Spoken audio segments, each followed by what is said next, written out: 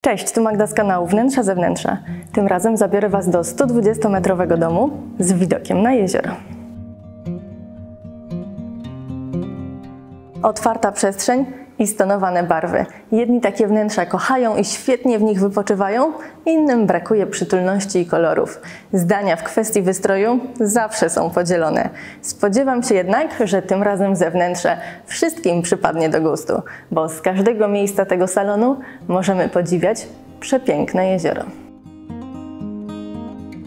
Cześć, na imię mam Piotr. Razem z żoną Klaudią jesteśmy właścicielami tego domu, który kupiliśmy 2 lata temu. Podjęliśmy decyzję o takim gruntownym remoncie z 2 powodów. Po pierwsze, sam budynek był w bardzo fatalnym stanie, a po drugie, nie pasował nam trochę do naszej koncepcji i wyeksponowania tego jeziora, które mamy za nami. Jeżeli chodzi o koszty, z takich w sumie dosyć największy koszt, można powiedzieć, to były okna i drzwi wewnętrzne, ale szczególnie okna. Elewacja, deska na elewację dosyć dużo kosztowała.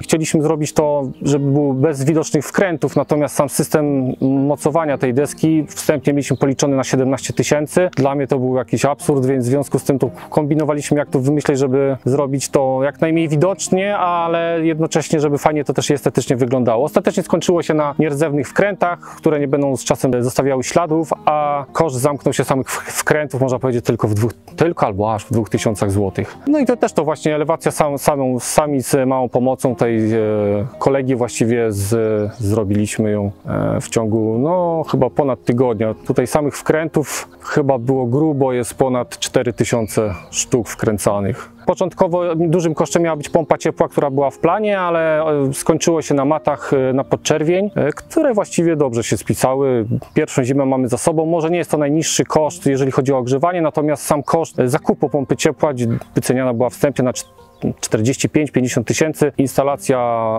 mat grzewczych wyszła 10 000 plus montaż, więc tak naprawdę, mimo że te wydatki teraz na prąd może są nieco większe, ale rekompensują nam ten jednorazowy wydatek zaraz przy samym zakupie. Poza tym mamy przetestowany, sprawdzają się idealnie, zresztą polecam. W samej budowie duży mój osobiście jest wkład i zresztą mojego ojca, mojego teścia i kilku takich znajomych, którzy pomagali mi przy budowie. Dzięki temu zaoszczędziliśmy też mnóstwo pieniędzy. Wiemy w tych czasach, raz, że materiału bardzo nam poszły do góry, a 2, że sama usługa, czy to budowlana, czy związana z innymi pracami, bardzo były drogie. W związku z tym udało nam się sporo pieniędzy też zaoszczędzić. Ale ostatecznie koszt mniej więcej zamknął się w około 450 000 złotych.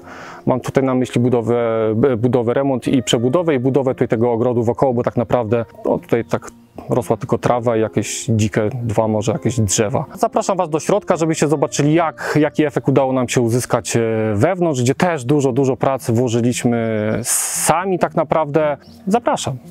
Zaraz przy wejściu na ścianie są 2 ramki z pamiątkowym zdjęciem sprzed remontu oraz tabliczką z adresem.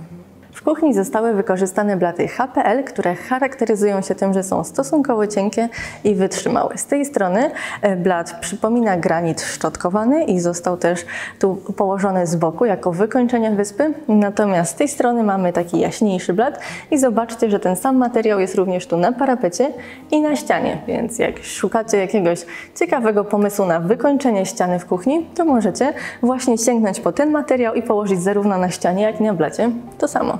W kuchni jest tylko dolna zabudowa i tu mamy szafki na rzeczy, tu zmywarkę, kosz i na końcu jeszcze pralkę. Ciekawy jest natomiast front znajdujący się z tej strony, ponieważ otwiera się w ten sposób. Dlatego stojąc przy blacie i gotując, ciężko sięgnąć do tej szafki, trzeba front obejść. Jednak w tej szafce znajdują się rzeczy na grilla, które bierzemy i z którymi od razu wychodzimy, więc tak jest znacznie wygodniej.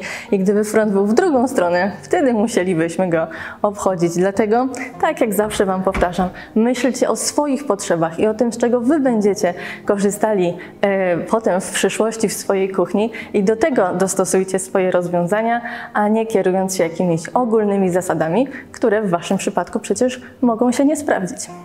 Narożnik sprzyja różnym formom spędzania czasu. Możemy relaksować się patrząc na jezioro albo spędzić miły wieczór w blasku płomieni ze względu na stojącą tu kozę.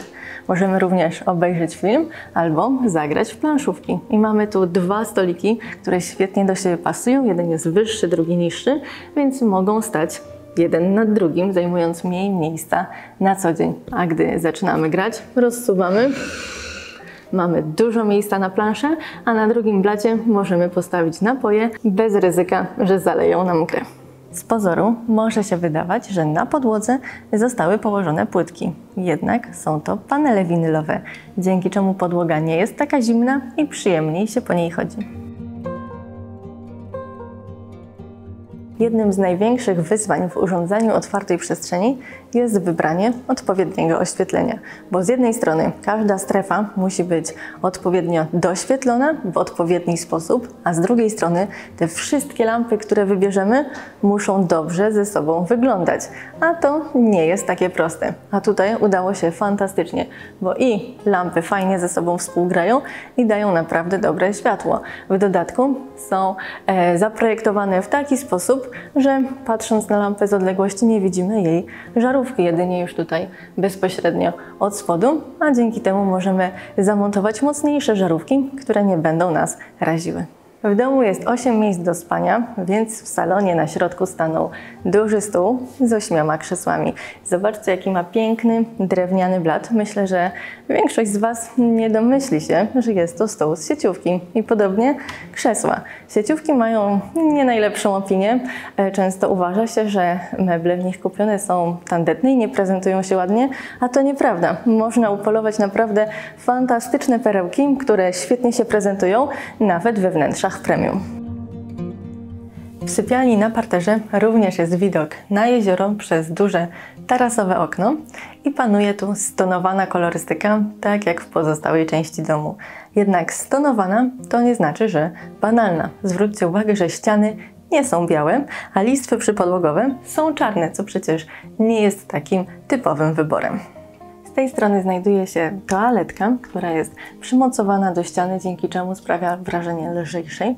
Nad nią lustro w nietypowym kształcie, a tu fotel, który kiedyś był czerwony na chromowanej nodze, ale został odnowiony tak, żeby pasował do wnętrza.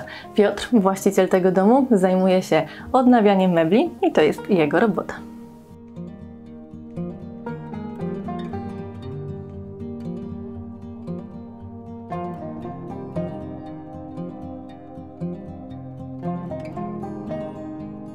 Antresola składa się z 3 części, a każda z nich jest otwarta, dzięki czemu stanowią tak praktycznie przedłużenie salonu, sprzyjają spędzaniu czasu wspólnie, a zarazem każdy może znaleźć taki bardziej intymny kącik dla siebie.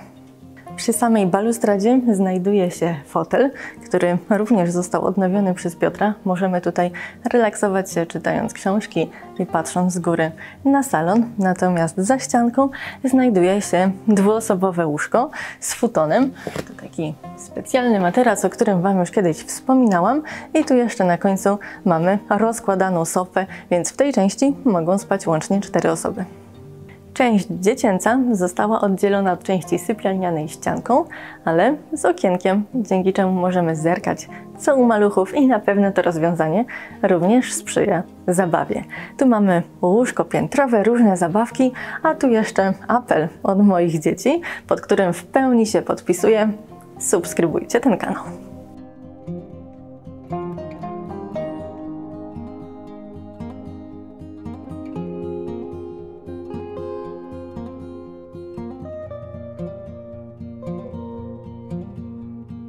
Tu jeszcze apel w wersji magnesowej i zwróćcie uwagę na nieskończoną liczbę tysięcy subskrypcji. Na koniec zajrzyjmy do łazienki, w której znajduje się przeszklona sauna, a za nią we wnęce został ulokowany prysznic.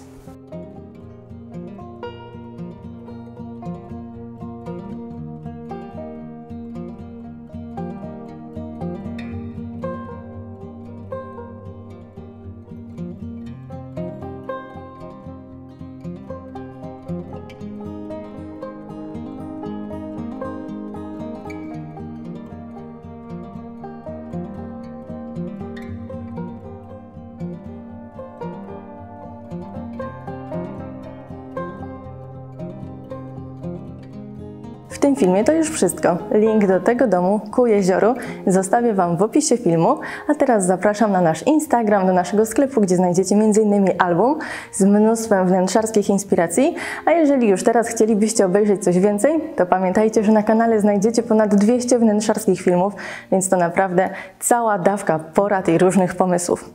Więc subskrybujcie i do zobaczenia następnym razem. Pa, pa!